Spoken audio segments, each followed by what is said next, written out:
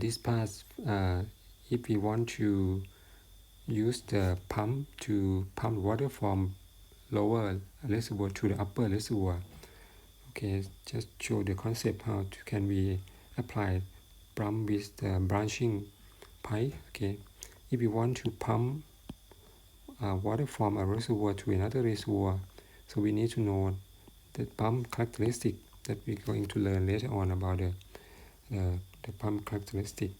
We assume the water pump is working with the constant speed. Head is vary with the discharge, and calculation step as follow. The first is we assume that the discharge or the pump rate. Okay, so it means we can assume Q1 something. In this case, we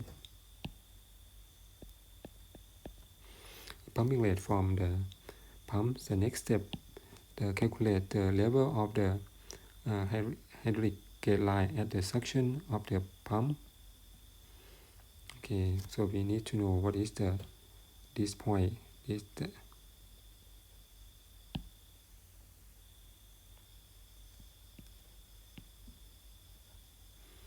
at this point the hydraulic gate line at the suction. And the next step, define the pump head from the pump characteristic curve and combine with the suction head, and calculate head loss from the pump to the junction and hydraulic gate line to from the pump to junction and hydraulic gate line at the junction. So we can estimate this one is hydraulic gate line.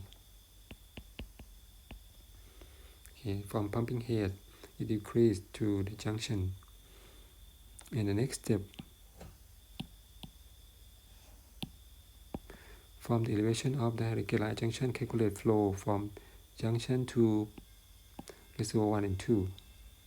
Should be 1 and 3, not 2 and 2 and from not 1 and 2. It should be from 2 and 3. Okay. And next, if the summation inflow equal at the junction equal to summation of outflow at the junction, finish the calculation. But if it's not equal, so for example, if the inflow is greater than outflow, so it means flow rate from the pump should be reduced and to lead calculation. Okay. In this case, if Q1 is greater than Q2 plus Q3, so we have to reduce the Q1 to make it balanced. Okay. That is the short step for applying the water pump with the branching pipe.